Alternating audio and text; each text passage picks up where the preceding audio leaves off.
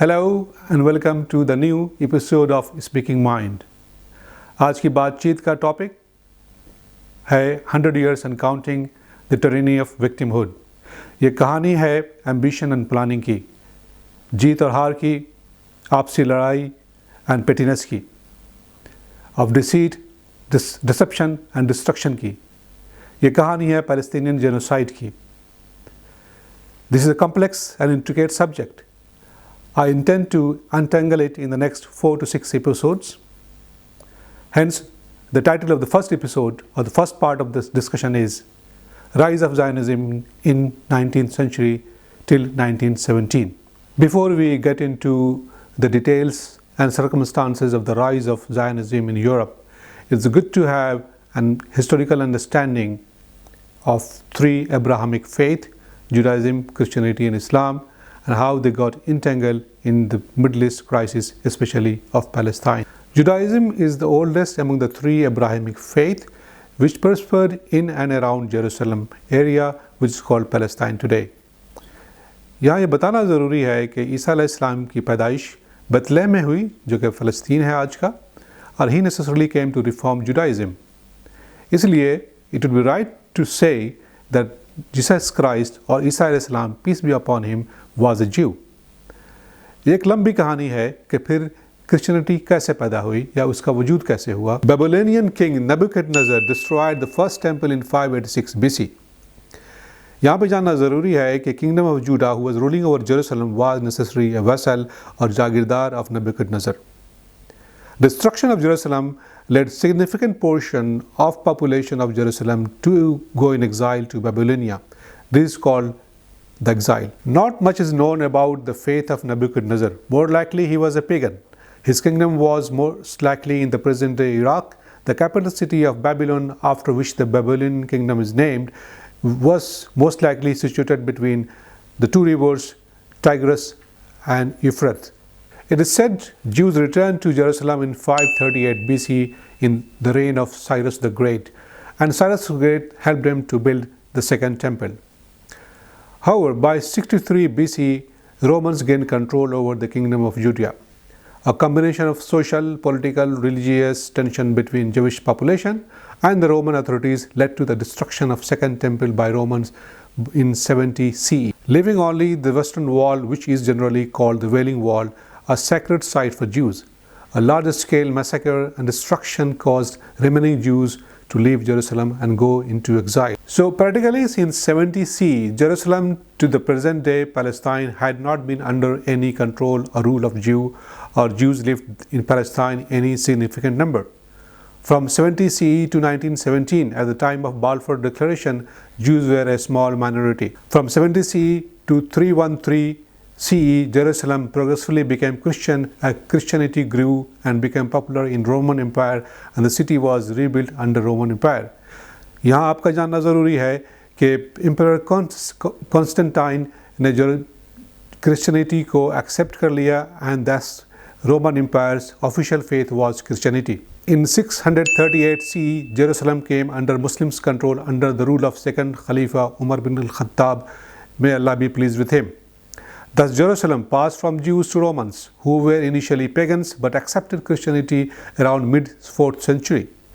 And in 638 CE, Muslims captured Jerusalem from Christians after a prolonged siege. There is no evidence of bloodshed, unlike earlier capture of the same city. In 1099 CE, Jerusalem was captured by the Crusaders, and its inhabitants, Muslims, Christians and Jews, were slaughtered alike. For much of the 12th century, it became the capital of the Latin Kingdom of Jerusalem. In 1187 CE, under the leadership of Saleh Ayyubi, Muslims captured the city, and much to the relief of Christian inhabitants, there was no revenge killing. Those who wanted to leave were permitted to go, and all their goods and belongings, and those who wanted to stay were guaranteed protection for their life, property, and place of worship. By 1228 CE, a sixth crusade landed on the shores of Palestine, and a year later, German Emperor Frederick II crowned himself as the king of Jerusalem. 15 years later, however, it was captured by Egyptian army led by Khwarazmi, and later it remained under Ottoman Empire till 1917. After the destruction of Second Temple in 70 CE, Jews immigrated mainly to various cities and areas of Roman Empire in present-day Iraq and Iran, to various cities and towns in Europe, especially Spain, and later moved to East Europe. To Arab Peninsula, there were significant communities of Jews in Medina, which was earlier known as Yathrib. India, there is evidence of Jewish community in places like Kochi and Mumbai, and lastly in Asia Minor. Jews flourished under Muslim rule, especially during the period called Islam's Golden Age in Spain from 8th century to 14th century. One of the most important Jewish scholars, Maimonides, emerged during this period under the Muslim rule of Spain.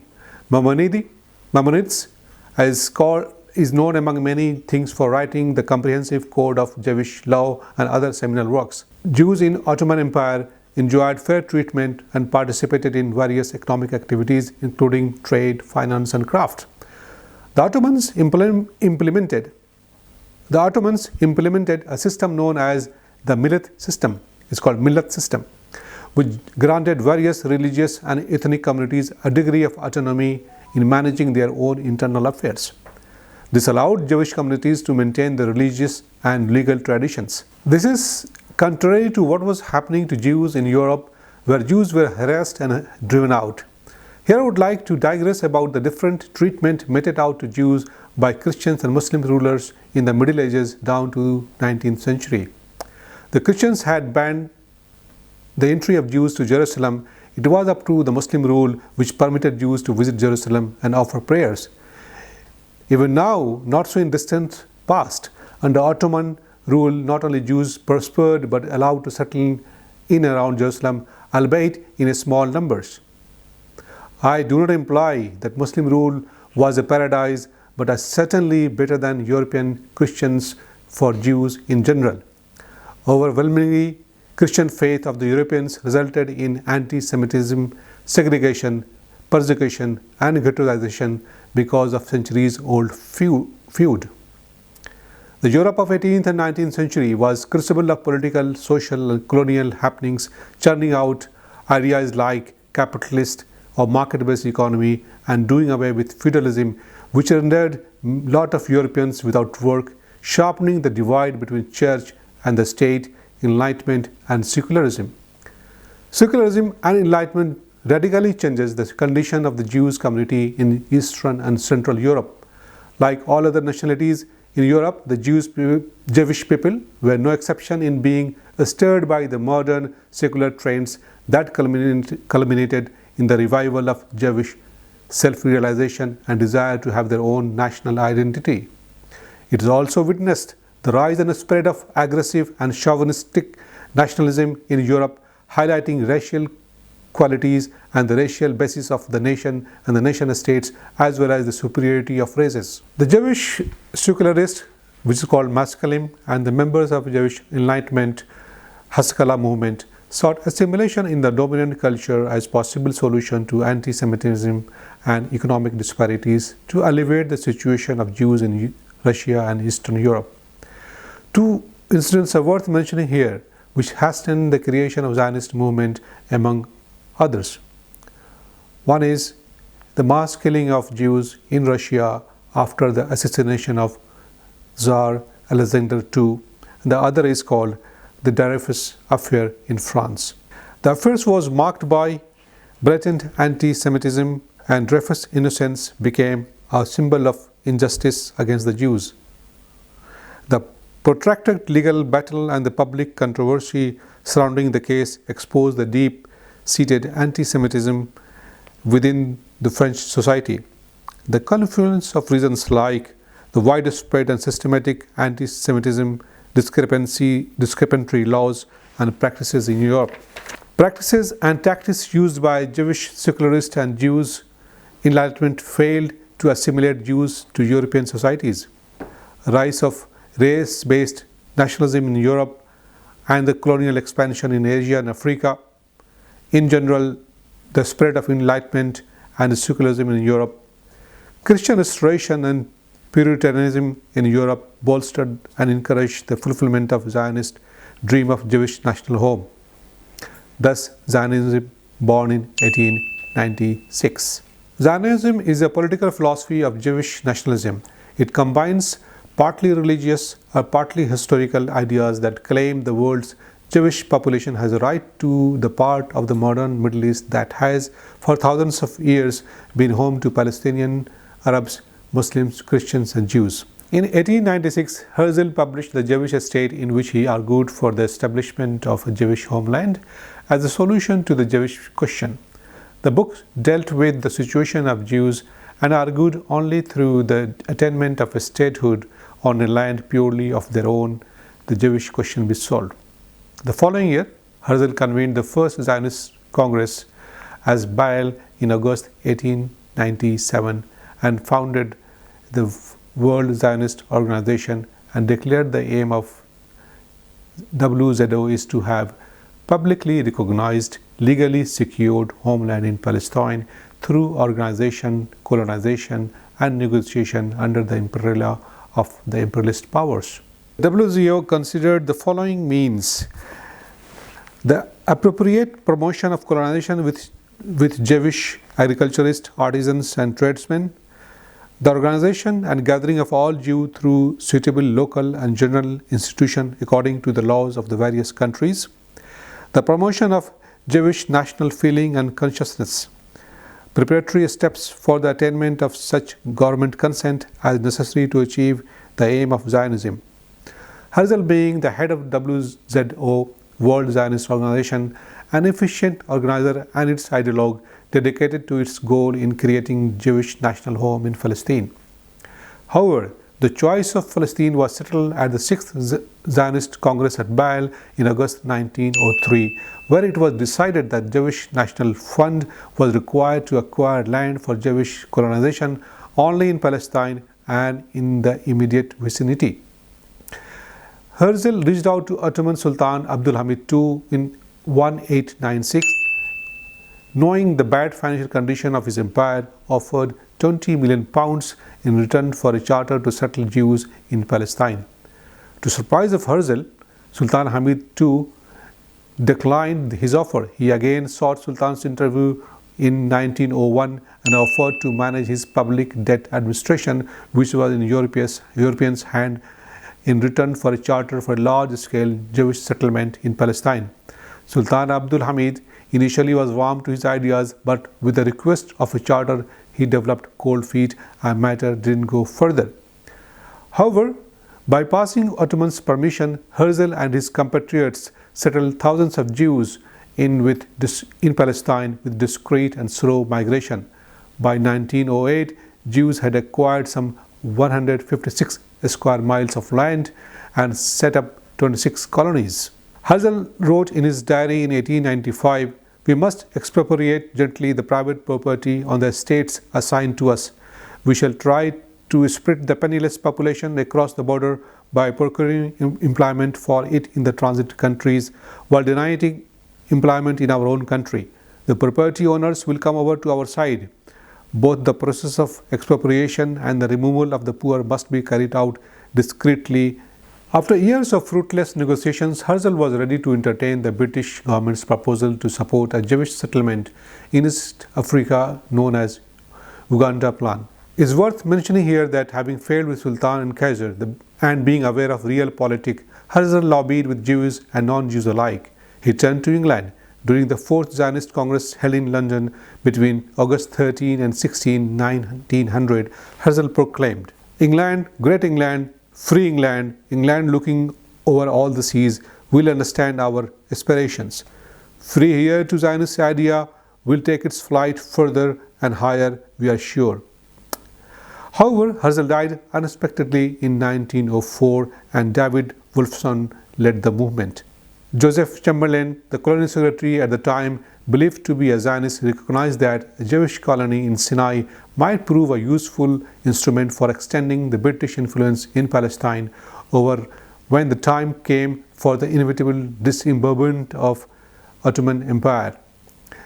Chamberlain's contrived effort to find territorial solution to the Jewish problem was supported and furthered by the Arthur J. Balfour, the first Prime Minister in 1902 or 1905, and later Foreign Secretary 1916 to 1919 under the premiership of another Zionist, Lloyd George.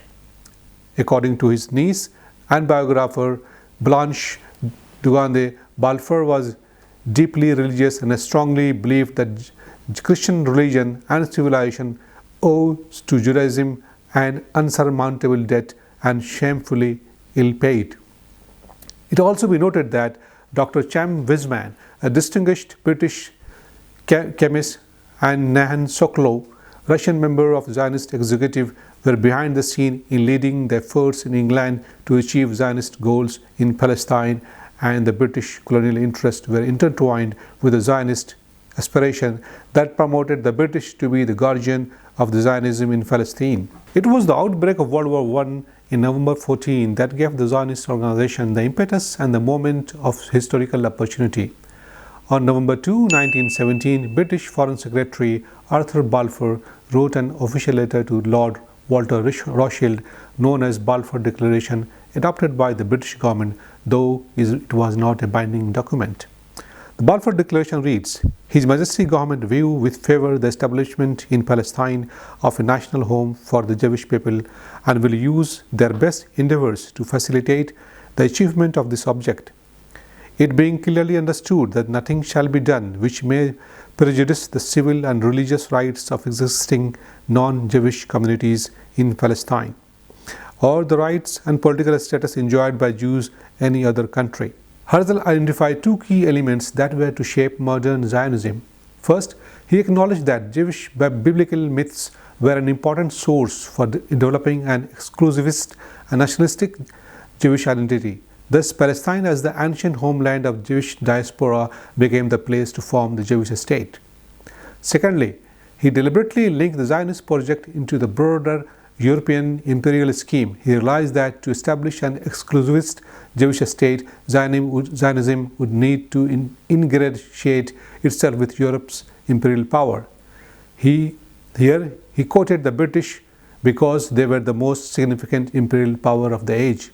He believed that a Jewish homeland could only be obtained by assured supremacy, that is, becoming a colonial settler state tied to imperialist interest, as herself said. England, with her position in Asia, should be most interested in Zionism, for the shortest route to India is by way of Palestine. England's great politicians were the first to recognize the need for colonial expansion. And so I believe in England the idea of Zionism, which is colonial idea, should be easily understood. Palestinians who came to know about Zionist movement expressed fear of violence and also reiterated Palestine is an integral part of Ottoman Empire, and more gravely, it is inhabited by others in a letter sent to Herzl by Yusuf Dia al-Khalidi. Herzl ignored the basic questions raised in this letter of Khalidi and presented a staple argument. Jewish immigration would benefit indigenous people of Palestine. It is their well-being, their individual wealth, which we will increase by bringing our own. Echoing the language he had used in the State of the Jews, Herzl added, in allowing immigration to a number of Jews, bringing their intelligence, their financial acumen, their means of enterprise to the country, no one can doubt that the well-being of the entire country would be the happy result. All his claims, though, proved false, as later events and incidents proved. That's all for today. All relevant resources are linked below. In the next episode, we will discuss the period between 1917 to 1948. Please subscribe, like, share and comment. Bye for now. See you in the next episode. Thank you.